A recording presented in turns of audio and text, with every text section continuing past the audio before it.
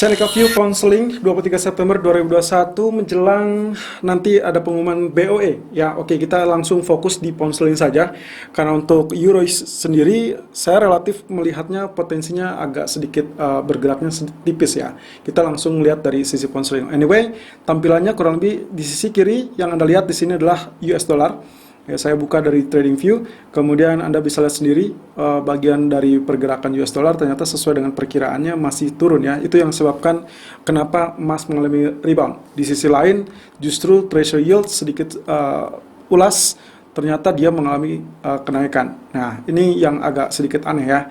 Dia naik, dolarnya turun, tapi goldnya mengalami kenaikan. Nah, tapi kita akan terfokus langsung pilihannya adalah ke pound sterling karena di jam 18.00 nanti BOE akan mengumumkan kebijakan moneternya. Kita langsung fokus. Oke, di sisi sini di kanan adalah pound sterling grafik daily. Anda bisa lihat sini, saya perbesar. Nah, ternyata proyeksi pergerakannya dia sudah nempel di zona trendline. Kenapa hari ini saya memilihnya untuk melakukan sell? Kenapa bukan buy? Oke, kita lihat perbesar di sini. Ternyata inilah salah satu alasannya. Dia ditutup dengan candle bearish, lalu kemudian dia agak sedikit menonjol di bawah areal trendline, dan lebih tepatnya dia dibuka di bawah trendline. Itu sebabnya kenapa saya berpikir untuk melakukan sell. Unless kalau misalkan hari ini ditutup dengan bullish candle seperti ini, katakanlah ini, ya, berarti dia katakanlah memakan dari bearish candle ini. Kita sebutnya demikian dengan catatan ini berarti menandakan bullish engulfing. Yang of course itu bertanda bahwa besok akan terjadi pantulan ataupun kenaikan. Jadi persis dengan skenario-nya adalah trendline ini atau bagian dari triangle ini masih cukup kuat. Nah, tapi untuk hari ini karena kita masih tetap buy rumor dan sell on fact, itu yang kita pegang. Jadi kalau misalkan kita berpatokan kepada rumornya bahwasannya BOE akan segera mengumumkan kebijakan hampir mirip dengan Federal Reserve, maka harusnya dia akan mengalami penguatan. Tapi saat setelah pengumuman, kondisinya adalah mungkin saja agak sedikit mengecewakan sehingga nanti bisa dibilang sudah diantisipasi atau bahkan kecewa dan akhirnya dia mengalami penurunan. Itulah sebabnya disebutnya buy on rumor, sell on fact. Jadi saya mengincarnya sell on fact-nya saja. Nah, 1.3669 itu adalah zona biru ini yang juga menjadi area resisten penting, dan kalau misalkan dia melewati katakanlah seperti itu berarti ditutupnya diharapkan di atas 3665, maka besok kita asumsikan mendapatkan bullish engulfing dan besok bisa melanjutkan kenaikan. Sampai mana? Ya, kita belum tahu sampai sejauh mana, yang jelas tergantung dari efek BOE malam ini. Kalau memang ternyata mereka mengumumkan ada 2 kali pertemuan ke depan atau kurang lebih rencana kenaikan suku bunga di tahun depan ada 2 kali, maka bisa saja ini jauh lebih bombastis untuk kenaikan 1.3750 atau mungkin MA200 di 1.3840. Wow, cukup tinggi ya. Betul. Kalau memang ternyata memang positif, beritanya akan menjadi power boost kurang lebih sampai 200 poinan. Nah, di grafik H4-nya sendiri, kemarin kita sudah sempat bahas, di sini bertemu dengan teritori support yang cukup cantik. Kemudian kalau digeser, ya ini makanya dari tadi dia tertahan 1.3611, ini adalah 1.3601, jadi saya arsir di situ dan ternyata betul-betul terpantau. Tinggal kita permasalahannya adalah apakah dia bisa melewati ini apa tidak. 1.3680 ya. Kalaupun ini lewat, katakanlah ini resisten 1, ini resisten kedua.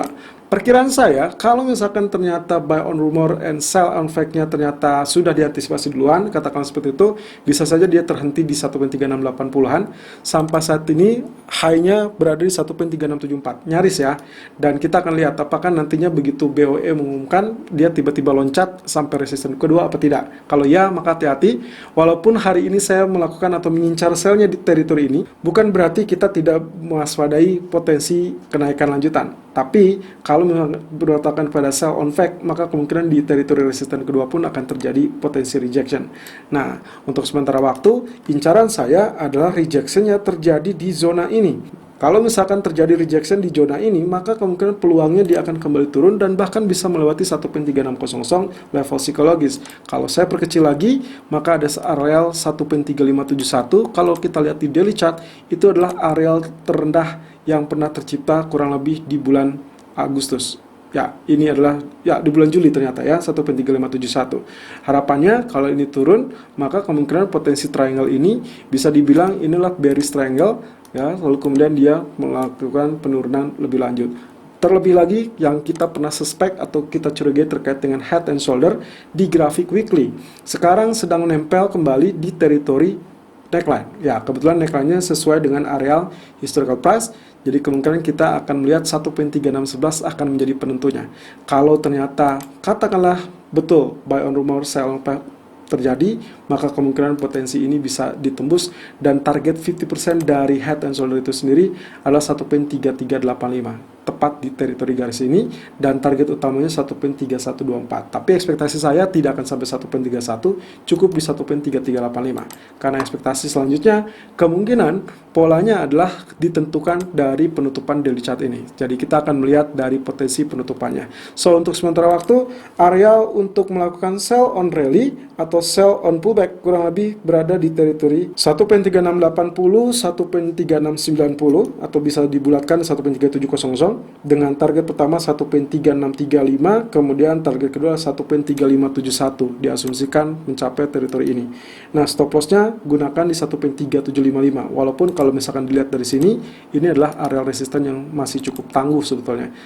Dan skenario B-nya, cadangannya adalah kalau memang ternyata betul-betul diumumkan mereka memiliki rencana untuk pengetatan kebijakan, siklus kenaikan suku bunga, maka seharusnya dia akan kembali moncer naik di atas 1.3760. Selalu gunakan stop loss dan risk management sesuai dengan equity dan strategi trading Anda. Irfan untuk Agrodana.